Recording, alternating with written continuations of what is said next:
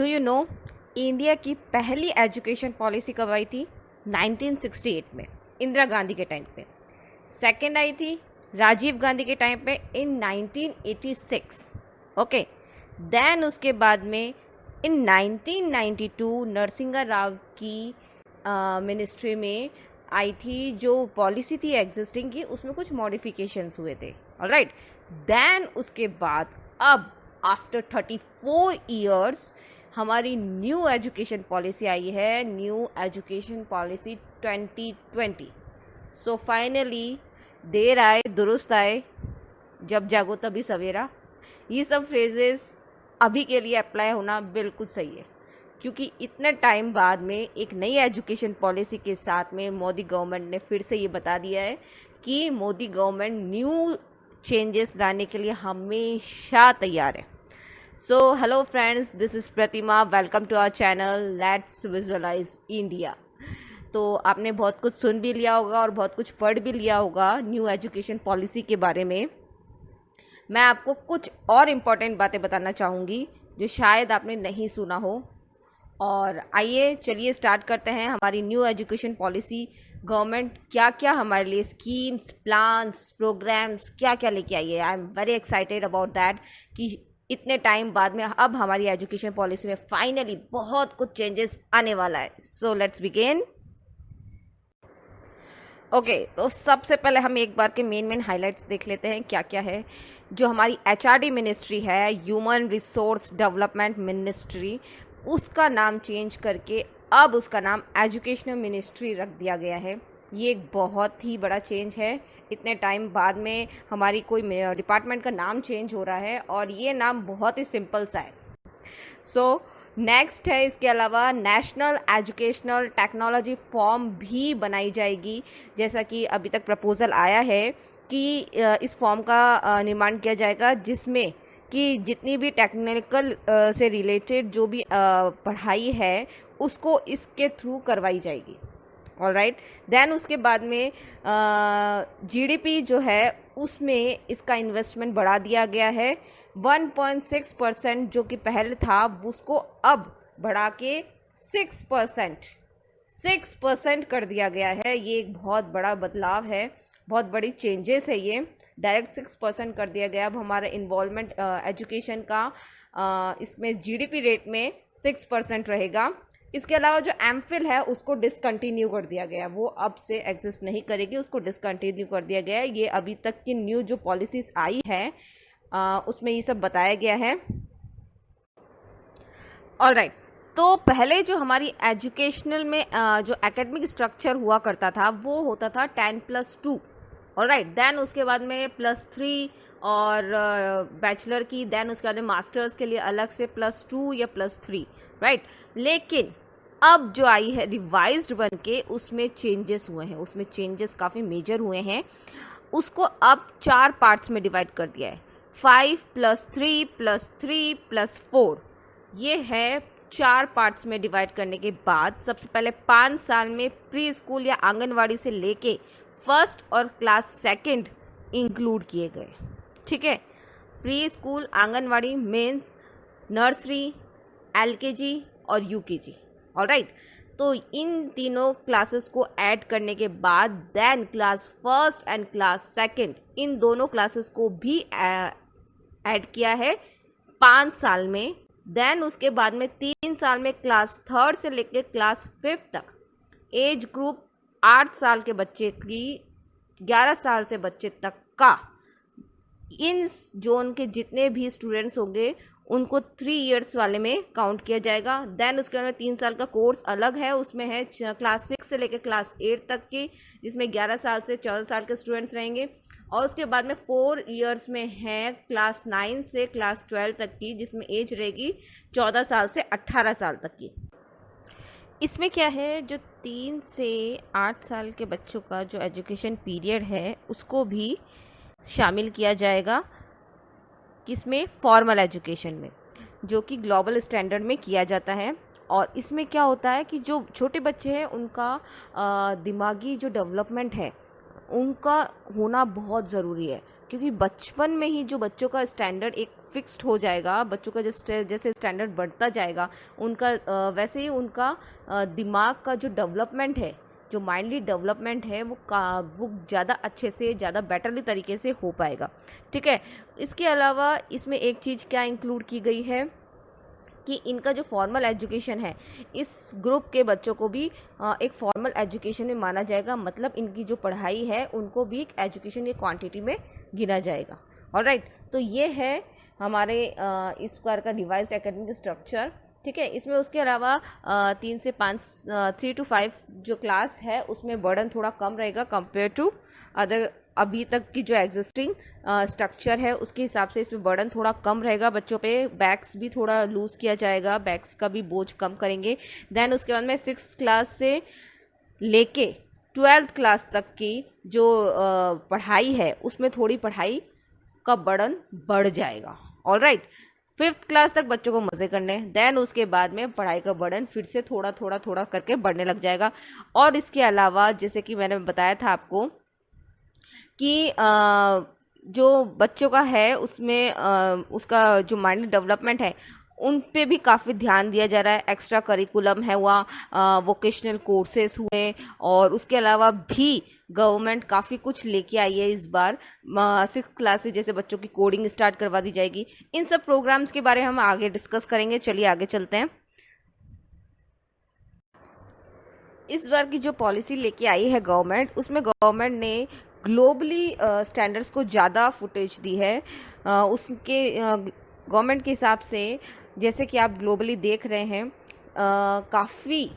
काफ़ी कंट्रीज़, अगर अपन चाइना का ही एग्जांपल लें तो वहाँ पे इतना डेवलपमेंट क्यों है, क्योंकि वहाँ की एजुकेशन पॉलिसी में बचपन से ही बच्चों को इस तरीके से तैयार किया जाता है कि जो उनकी सिर्फ ज़रूरत की जो चीज़ें हैं, जो उनके आगे जाके उनको ज़्यादा काम आने वाली है, उन पे ज़्यादा फोकस किया जाता है। इसी तरीके से हमारी पॉलिसी में भी इस बार काफ़ी कुछ चेंजेस किए गए हैं। जैसे स्टूडेंट्स के जो मैंने आपको बताया था 6th क्लास में ही कोडिंग स्टार्ट कर दी जाएगी बच्चों की। उसी तरीके से जो जैसे कि चाइना में ये चीज़ स्टार्ट की जा चुकी है, चाइना में भी बच्चों को क्लास 6 से कोडिंग सिखा दी जाती है। उसके अलावा 5th क्लास तक मदर टंग में पढ़ाई करवाई जाएगी।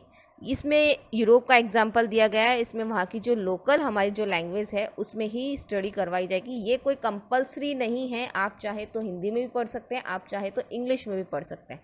लेकिन इंग्लिश में पढ़ाई जैसे कि आजकल अभी तक माना जा रहा था इंग्लिश में ही पढ़ाई होनी चाहिए, इस तरीके से मदर टंग को भी ज़्यादा महत्व इसमें दिया गया है।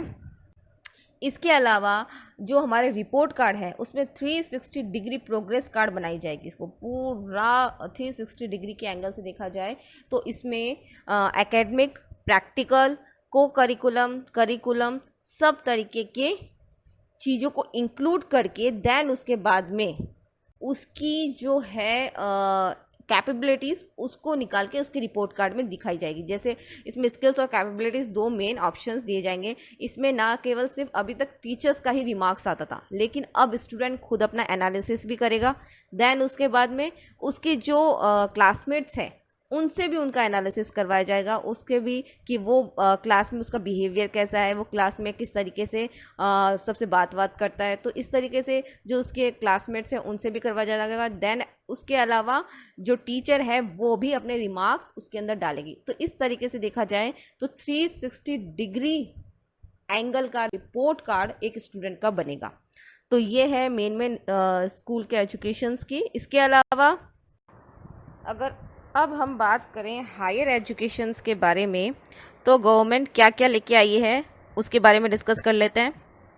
सबसे पहले कि इसमें सिंगल रेगुलेटरी सिस्टम किया जाएगा। ठीक है। इसके अलावा इसका 50% 2035 तक 50% ग्रॉस इनरोलमेंट रेशियो तक करने का प्लान है गवर्नमेंट का। देन उसके बाद में हॉलिस्टिक और मल्टी डिसिप्लिनरी एजुकेशन, मतलब फ्लैक्सिबिलिटी और सब्जेक्ट्स भी किए जाएंगे। जैसे इसमें एक और ऑप्शंस दिया गया है कि मल्टीपल एंट्री और एग्जिट कर सकते हैं स्टूडेंट्स जो है हायर एजुकेशन में। कॉलेज में क्या होता है कि अगर वो 3 साल का है कोर्स और वो 1 या 2 साल बाद में उसको किसी रीज़न से एग्ज़िट करना पड़ रहा है, उसको अपनी पढ़ाई छोड़नी पड़ रही है कुछ टाइम के लिए, और उसके बाद में अगर वो वापस कम बैक कर रहा है तो उसको वापस फर्स्ट ईयर सेकेंड ईयर करना पड़ता है। लेकिन अब जो आई है नई पॉलिसी, उसमें क्या होगा कि फर्स्ट और सेकेंड ईयर नहीं करना पड़ेगा उसको, डायरेक्टली वो थर्ड ईयर में एंट्री के लिए बिल्कुल एलिजिबल है। कैसे? इसमें एक नया ऑप्शन लेके आई है, क्रेडिट ट्रांसफ़र या एकेडमिक बैंक ऑफ क्रेडिट्स के नाम से एक पॉलिसी लेके आई है गवर्नमेंट। इसमें क्या होगा कि आपने अगर फर्स्ट ईयर और सेकंड ईयर कर लिया है तो आपकी, जैसे कि बैंक में सेविंग अकाउंट्स होते हैं, वैसे ही हमारे जो एकेडमिक जो हमारे रहेंगे डिग्रीज जो हमारी कंप्लीट करी हुई रहेगी, वो इस बैंक में थ्रू डिजिटल के थ्रू उसमें हमारी पूरी एंट्री रहेगी कि इस स्टूडेंट ने फर्स्ट ईयर और सेकेंड ईयर कंप्लीट कर लिया है। देन उसके बाद में जब भी आप वापस आएंगे तो आपको डायरेक्टली थर्ड ईयर ही करना पड़ेगा, आपको फर्स्ट ईयर और सेकेंड ईयर रिपीट नहीं करना पड़ेगा। ये एक चीज़ बहुत अच्छी लाई है गवर्नमेंट। इसके अलावा एक और है, अगर आपने फर्स्ट ईयर कंप्लीट किया है और तो आपको सर्टिफिकेट मिलेगा। सेकेंड ईयर अगर आप कंप्लीट कर चुके हैं तो आपको डिप्लोमा मिलेगा। थर्ड ईयर अगर आप कंप्लीट कर चुके हैं तो आपको डिग्री मिलेगी। ठीक है। फोर्थ ईयर करने के बाद, जैसे काफ़ी कोर्सेज में 4 साल की भी होते हैं, तो 4 ईयर प्लस एमए, क्योंकि एमफिल तो अब हट चुका है, तो एमए करने के बाद देन उसके बाद में आप डायरेक्टली पीएचडी के लिए एलिजिबल रहेंगे।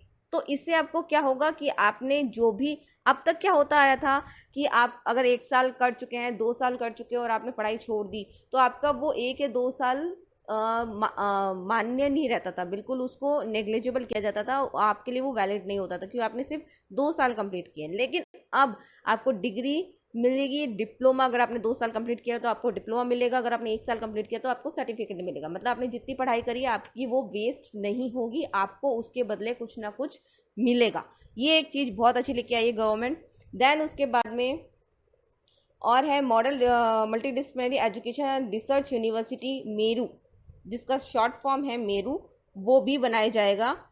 ठीक है। और इसके अलावा संस्कृत को भी मेन स्ट्रीम लैंग्वेज बनाने की घोषणा की गई है। उसके अलावा वोकेशनल सब्जेक्ट्स भी ऐड किए जाएंगे। ये है क्लास 6 से क्लास 8 के लिए, जिसमें वोकेशनल सब्जेक्ट्स ऐड किए जाएंगे। इसमें क्या होगा कि जो भी स्टूडेंट्स हैं, अगर आप कुछ करना चाह रहे हैं, मतलब आपको 10 डेज का आपको ये वोकेशनल कोर्स करना होगा। इसमें आप किसी कंप्यूटर साइंस वाले पर्सन के साथ, अगर आपको कोडिंग वगैरह में इंटरेस्ट है, अगर आपको कंप्यूटर एप्लीकेशंस में इंटरेस्ट है, सॉफ्टवेयर वगैरह बनाने में इंटरेस्ट है, तो आप उसके साथ 10 डेज का आपको ट्रेनिंग लेनी पड़ेगी। उसमें आपकी इंटर्नशिप रहेगी। देन उसके बाद में अगर आप किसी फर्नीचर वाले के पास, अगर आपको कोई फर्नीचर के काम में इंटरेस्ट है तो आप उसके थ्रू भी, तो आप उस लाइन में जाके भी 10 डेज़ का अपना इंटर्नशिप कर सकते हैं। अगर आप इसके अलावा आपको टीचिंग लाइन में इंटरेस्ट है तो आप टीचर के पास, किसी टीचर्स के पास 10 डेज़ रुक के आप उनकी स्किल्स को सीख सकते हैं। तो ये एक वोकेशनल सब्जेक्ट्स भी ऐड किया जाएगा। उसके अलावा संस्कृत को मेन स्ट्रीम बनाया जाएगा और मेरू का भी बनाया जाएगा। मेरू एक multi disciplinary education research university है, जिसमें कि जितनी भी अलग अलग जो डिसिप्लिनरी वो प्लस अलग अलग जितनी भी रिसर्च यूनिवर्सिटीज़ है उसको इंक्लूड करके एक यूनिवर्सिटी बनाई जाएगी। इसमें नेशनल रिसर्च फाउंडेशन को भी बनाया जाएगा, जिसमें कि ना केवल साइंस बल्कि सोशल साइंस को भी इंक्लूड किया जाएगा। एक टर्म मैंने यूज़ किया था मल्टी डिसिप्लिनरी एजुकेशन। ठीक है। उसमें क्या होगा, मल्टी डिसिप्लिनरी में अगर आप फिज़िक्स के स्टूडेंट हैं, ठीक है, अगर आपने साइंस मैथ्स ले रखी है या साइंस बायो ले रखी है, आपके फिज़िक्स के स्टूडेंट्स हैं और आपको इसके अलावा म्यूज़िक में इंटरेस्ट है या पेंटिंग में इंटरेस्ट है तो आप वो भी ले सकते हैं। ठीक है। इसमें कोई एक फिक्स नहीं रहेगा कि आप अगर फिजिक्स के स्टूडेंट हैं तो आपको केमिस्ट्री लेनी पड़ेगी। इसमें मेजर और माइनर का ऑप्शन रखा गया है।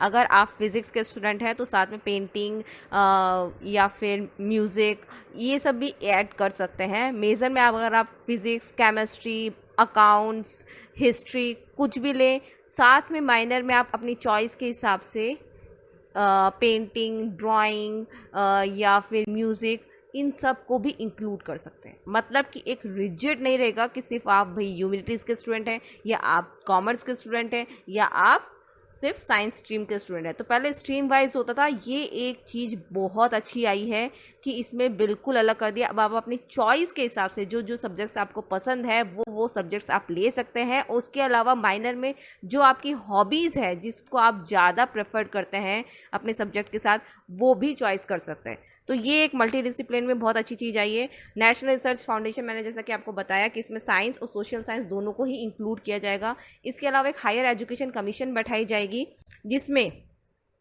इस कमीशन में मेडिकल और लीगल को इंक्लूड नहीं किया जाएगा। इसके अलावा बाकी सारी चीज़ें इंक्लूड होगी इसमें, इसके डिसीजंस वगैरह सब लिए जाएंगे। उसके अलावा 100 फॉरेन कॉलेजेस को इंडिया में इनवाइट किया जाएगा कि वो आके अपनी ब्रांचेस यहाँ खोल सकते हैं, ठीक है। और इसके अलावा जिससे कि हमारा जो एजुकेशन है वो इंटरनेशनलाइजेशन हो, हमारे एजुकेशन सिस्टम में बाहर के स्टूडेंट्स भी आके हमारे यहाँ पढ़े। जैसे कि हमारे स्टूडेंट्स यहाँ से बाहर जाते हैं, वैसे बाहर के स्टूडेंट्स भी यहाँ के पढ़े, बाहर के कॉलेजेस भी यहाँ पे आए। उसके अलावा यूजीसी जो यूजी कॉलेजेस हैं उनको और भी ज़्यादा ऑटोनॉमी मिली है।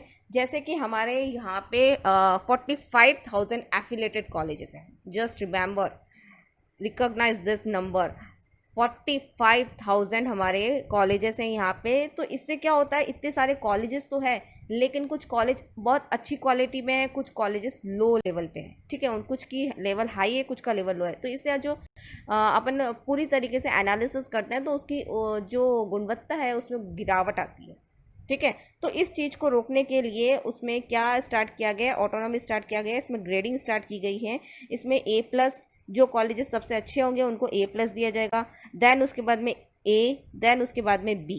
A+ वाले सबसे टॉप पे रहेंगे, A वाले ओके रहेंगे, और B वालों को कहा जाएगा कि आप अपने जो कॉलेज है उसमें सुधार लाइए, उसमें कुछ इम्प्रूवमेंट्स लाइए, ठीक है। उसके अलावा जैसे कि एक रेगुलेटरी बनाई जाएगी। रेगुलेटरी में ये रहेगा कि जैसे यूजीसी है, AICTE है, इन सब की अभी तक अलग अलग रेगुलेटरीज होती थी, ये सब अलग अलग वर्क करते थे, लेकिन अब इन सब की एक ही रेगुलेटरी बनाई जाएगी। ये सब एक ही रेगुलेटरी के अंडर में वर्क करेंगे, और इससे ये फ़ायदा होगा कि इनका फिनेंशियल हुआ, इनका वर्किंग हुआ, इन सब के अलग अलग ऑप्शंस, अलग अलग डिपार्टमेंट्स बनाए जाएंगे, ताकि वो डिपार्टमेंट सिर्फ वो ही वर्क देखे, ठीक है। तो इससे क्या फ़ायदा होगा कि जो अलग अलग हमें गवर्नमेंट को इंस्पेक्शन टीम भेजनी होती थी इनके एनालिसिस वगैरह करने के लिए, इनकी चेकिंग वगैरह करने के लिए, वो सब चीज़ें वो बच जाएगी। उसमें सिर्फ एक ही रेगुलेटरी रहेगी, तो उसके अंडर में ये सारी की सारी जो एफिलिएशंस, जो कॉलेजेस हैं, ये सब उसके अंडर में वर्क करेगी, ठीक है। तो इससे ज़्यादा उन पर ध्यान देने की ज़रूरत नहीं होगी, क्योंकि गवर्नमेंट को उस रेगुलेटरी सिस्टम को पता होगा कि कौन सी किस में क्या चल रहा है और कहाँ पे कितना वर्क सही चल रहा है, ठीक है। तो ये एक चीज़ है। इसके अलावा हर कॉलेजेस में एंट्री के लिए सिंगल कॉमन एंट्रेंस एग्ज़ाम दिए जाएंगे, ठीक है। अभी तक हर के लिए अलग अलग एग्ज़ाम्स होते थे, पर अब सिंगल कॉमन एंट्रेंस एग्ज़ाम्स के थ्रू भी आप कॉलेजेस में एंट्रीज ले सकते हैं। प्लस IITs जो है उसको भी हॉलिस्टिक अप्रोच में डाला जाएगा। ये एक बहुत इंपॉर्टेंट चीज़ है। ये IITs जो है उसको हॉलिस्टिक अप्रोच में डालने की भी बात गवर्नमेंट ने की है। इसके अलावा टेक्नोलॉजी भी गवर्नमेंट लेके आई है। अब जो स्टडीज़ होगी वो ज़्यादा टेक्निकल बेस्ड पे होगी, टेक्नोलॉजीज उसमें ज़्यादा यूज़ की जाएगी। अभी तक कोविड-19 की वजह से वैसे ही हम लोग सारी क्लासेस ऑनलाइन ले रहे हैं, जैसे कि आपको पता है। सब जगह सारे स्कूल, कॉलेजेस, जितनी भी टेक्निकल जो यूनिवर्सिटीज़, कॉलेजेस वगैरह है, जितने मैनेजमेंट वगैरह कॉलेजेस हैं, सब की क्लासेस अभी सिर्फ और सिर्फ ऑनलाइन चल रही है, कोई स्कूल्स ओपन नहीं हुई है, ठीक है। लेकिन इसमें भी क्या है कि अगर हम काफ़ी जगह, काफ़ी स्टूडेंट्स स्टिल अभी तक उस टेक्नोलॉजी के बीच नहीं पहुंच पाए, क्योंकि काफ़ी जगह जो नेटवर्क इशू है वो आ जाता है। तो इस बार गवर्नमेंट का ये सबसे ज़्यादा फोकस रहेगा कि सब बच्चों के पास टेक्नोलॉजी बराबर पहुंचे और सब बच्चे उस टेक्नोलॉजी का पूरी तरीके से यूटिलाइज करें। तो ये एक चीज़ भी गवर्नमेंट बहुत अच्छी लेके आई है। तो ये है मेन बातें। इसके अलावा अगर हम अब टीचर्स की बात करें तो टीचर्स के लिए भी एक नया फॉर्म, एक नया फ्रेमवर्क बनाया जा रहा है जिसमें national curriculum framework for teachers education. इसमें टीचर्स की जितनी भी गाइडलाइंस होगी, टीचर्स की स्टडीज़ के लिए जितनी भी गाइडलाइंस होगी, किस तरीके से उनको पढ़ाना है, किस तरीके से उनको बच्चों के जो रिपोर्ट कार्ड्स है उसका एनालिसिस करना है, वो सब कुछ इसके थ्रू बताया जाएगा। इसके अलावा जो इनकी मिनिमम डिग्री क्वालिफिकेशन है वो बीएड 4 साल की हो जाएगी, ठीक है। और प्राइवेट और गवर्नमेंट एजुकेशंस के बीच में कोई डिफरेंस नहीं रहेगा। इसके अलावा कुछ और चीज़ें भी है जो गवर्नमेंट लेके आई है टेक्निकल रिलेटेड, जिसमें कि मैं आपको बता दूं कि अगर हमारे टेक्नोलॉजी को भी गवर्नमेंट ने इतना नोटिफाई किया है तो ये बहुत ही अच्छी बात है कि टेक्निकल को लेके भी गवर्नमेंट पूरी तरीके से सजग है। तो सबसे पहले हम बात करते हैं कि गवर्नमेंट ने किस चीज़ में लिटरेचर और साइंटिफिक वोकैबुलरी में भी इंडियन लैंग्वेज का यूज़ किया जाएगा। इसके अलावा रिसर्च ऑन लैंग्वेजेस, जितनी भी रिसर्च होगी वो जो 8 हमारी लैंग्वेजेस है उसमें भी रिसर्च की जाएगी, ठीक है। मतलब अलग अलग 8 तो हमारी मेन लैंग्वेज है जो इसको हिंदी इंग्लिश के अलावा, उसके अलावा भी जो हमारी अलग अलग लैंग्वेजेस है उसमें भी रिसर्च का काम किया जाएगा। इसके अलावा जो नेशनल इंस्टीट्यूट्स है क्लासिकल लैंग्वेज और लिटरेचर के लिए भी उसको भी और मजबूत किया जाएगा। इसके अलावा जो हमारी कल्चरल अवेयरनेस है उसमें भी हमारी जो इंडियन नॉलेज सिस्टम है उसको भी बढ़ाया जाएगा। इसके अलावा जो प्रमोट कर रहे जो गवर्नमेंट है वो ट्रेडिशनल आर्ट और लोक विद्या जो है उसको भी प्रमोट करेगी। काफ़ी बार क्या होता है कि हम मॉडर्नाइजेशन के चक्कर में जो हमारी क्लासिकल चीज़ें हैं, जो हमारी मदर टंग है, जो इन सब चीज़ों को हम पीछे छोड़ देते हैं, ठीक है। तो इस बार गवर्नमेंट ने इन सब चीज़ों पर भी ध्यान दिया है कि बच्चों को सिर्फ हिंदी और इंग्लिश के अलावा भी नहीं, उसके अलावा भी जो हमारी मदर टंग है, जो हमारी और भी अदर क्लासिकल लैंग्वेजेस है, क्लासिकल जो बातें हैं उन सब के लिए भी बच्चे उन सबको भी जाने समझे और उन सब के लिए भी सीखें। तो इसमें भी इस सब चीज़ों को काफ़ी अच्छी जगह मिली है। इसके अलावा जो गवर्नमेंट है उसने जो स्कूल का जो कॉम्प्लेक्स है वो आर्टिशियन इन रेजिडेंस में करने का फैसला किया है, ठीक है। और उसके अलावा टेक्नोलॉजी यूज़ भी करना के लिए उसने काफ़ी जोर दिया है। एजुकेशंस की प्लानिंग करना, टीचर्स के किस तरीके से वो असेसमेंट करेंगे, जैसा कि सेमेस्टर वाइज अब स्टार्ट हो जाएंगे हमारे कॉलेजेस, सेमेस्टर चलेगा भाई। ये नहीं कि एक साल में आधा टाइम पढ़ा और आधा टाइम छुट्टी, जैसे कि सब कॉलेजेस में करते हैं। क्या करते हैं, लास्ट के 1 महीना पढ़ लिया और एग्ज़ाम दिया, काम फिनिश। लेकिन अब ऐसा नहीं होगा, अब सेमेस्टर वाइज सिस्टम चलेगा। तो सेमेस्टर वाइज में पूरे टाइम पढ़ाई भी करनी पड़ेगी, ठीक है। इसके अलावा जो दिव्यांग फ्रेंडली एजुकेशन सॉफ्टवेयर का भी डेवलपमेंट किया जाएगा। इसमें जो भी दिव्यांग स्टूडेंट हैं, जो भी डिसेबल्ड स्टूडेंट्स हैं, उनके हिसाब से भी सॉफ्टवेयर बनाए जाएंगे। उसके हिसाब से भी एजुकेशन को ज़्यादा से ज़्यादा प्रमोट किया जाएगा ताकि उनको भी पूरी तरीके से एजुकेशन मिल सके। इसके अलावा ई कंटेंट इन रीजनल लैंग्वेज, जो भी हमारे कंटेंट होंगे वो सिर्फ हिंदी और इंग्लिश में ही नहीं, जैसे कि जो हमारे सिलेबस वगैरह आता है वो सिर्फ हिंदी और इंग्लिश में ही नहीं, हमारे जो लैंग्वेजेस है रीजनल लैंग्वेज, जैसे कि मैंने अभी आपको बताया हमारी 8 रीजनल लैंग्वेजेस है जिसको कि बनाया गया है मेन लैंग्वेज में। इंडिया की अदर जो मेन लैंग्वेजेस है उसमें भी इंक्लूड किया गया है। तो इनमें भी ई कंटेंट्स जो है वो बनेंगे, वर्चुअल लैब्स बनेंगे जो कि ऑलरेडी स्टार्ट हो चुके हैं 1-2 स्टेट्स में। इसके अलावा नेशनल एजुकेशन टेक्नोलॉजी फॉर्म, जैसे कि मैंने आपको बताया, वो भी बनेगा। तो इस तरीके से काफ़ी कुछ गवर्नमेंट लेके आई है स्कीम्स में। पर ये मेन बात ये है कि जब ये ऑन ग्राउंड लेवल पे आएगा तब देखना ये है कि ये कितना सक्सेसफुल होता है, ठीक है। अभी तक तो सिर्फ फॉर्मेशन हुआ है लेकिन इम्प्लीमेंट नहीं हुआ है। कैबिनेट की तरफ से भी इसको मंजूरी मिल चुकी है, मोदी सरकार ने भी इसको मंजूरी पूरी तरीके से दे दी है। अब देखना यह है कि कब इसका लॉ बनता है, कब ये ग्राउंड पे ऑन ग्राउंड आता है और कब ये जो भी सारी पॉलिसीज़ है कितनी सक्सेसफुल होती है, ये सब चीज़ें हमें देखना है। तो इस जो एजुकेशन पॉलिसी का जो मेन ऑब्जेक्टिव है वो है कि एजुकेशन को यूनिवर्सलाइजेशन करना और जो ग्लोबल स्टैंडर्ड है उसको अचीव करना इस एजुकेशन पॉलिसी का मेन सबसे मेन ऑब्जेक्टिव है। क्योंकि अब जो बात है वो सिर्फ नेशनल लेवल तक नहीं रह गई है, अब बात इंटरनेशनल लेवल तक आ चुकी है। क्योंकि अब जो चीज़ें हैं वो ग्लोबली फैल रही है। तो जो हमारा एजुकेशन सिस्टम है जो कि 34 सालों से नहीं चेंज हुआ है, उसको अब चेंज करना बेहद ज़रूरी हो गया है। तो ये है हमारी अब तक की सारी डिटेल्स। आई होप आपको बहुत अच्छे से समझ में आई होगी। और राइट, तो ये थी हमारी न्यू एजुकेशन पॉलिसी। इसमें एक चीज़ मैं डिस्कस करना भूल गई अबाउट बोर्ड एग्जाम्स। ठीक है, बोर्ड एग्जाम्स में स्कूल्स में क्या होता है कि हम रट के जाते हैं और मार्क्स आ जाते हैं एंड ऑल दैट, लेकिन अब ये रटाफिकेशन सिस्टम नहीं चलेगा। ठीक है, इसमें भी गवर्नमेंट ने चेंजेस किए हैं कि बच्चों की जो रटाफिकेशन की हैबिट है उसको हटाया जाए। इसके अलावा उनके जो एक्चुअल में उनमें जो सिलेबस के अलावा भी काफ़ी कुछ चीज़ें इंक्लूड किया जाएगा। तो मैं जो अभी इस सेशन के स्टूडेंट्स हैं उनको ये कहना चाहूँगी कि प्लीज़ आप ये मत सोचिएगा कि ये सब चीज़ें अभी स्टार्ट हो जाएगी। नहीं, ये सिर्फ अभी फॉर्मेशन हुआ है, अभी इसको काफ़ी जगह से मंजूरी मिलनी बाकी है। लेकिन आई होप नेक्स्ट सेशन में ये चीज़ ऑन ग्राउंड आ जाए। और इस सेशन के जो स्टूडेंट्स हैं वो प्लीज़ अपनी वैसे ही पढ़ाई करें जैसे कि आप हमेशा करते आए हैं। हमारी जो क्लासेस है 6th 7th 8th की वो ऑलरेडी चल रही है, उसके सारे सेशंस, उसके सारे चैप्टर्स धीरे धीरे हम लोग कवर अप करवा रहे हैं। तो आई होप आप प्लीज़ उसको भी देखिए, उनसे भी पढ़िए। और इस वीडियो को देखने के लिए थैंक यू सो मच। अगर आपकी कोई भी इस पॉलिसी से रिलेटेड कोई भी क्वेरीज हैं तो प्लीज़ कमेंट सेक्शन में ज़रूर से कमेंट करें। और मेरा वीडियो अगर आपको अच्छा लगा तो लाइक करना बिल्कुल ना भूलें और सब्सक्राइब हमारा चैनल ज़रूर से करें। Thank you very much.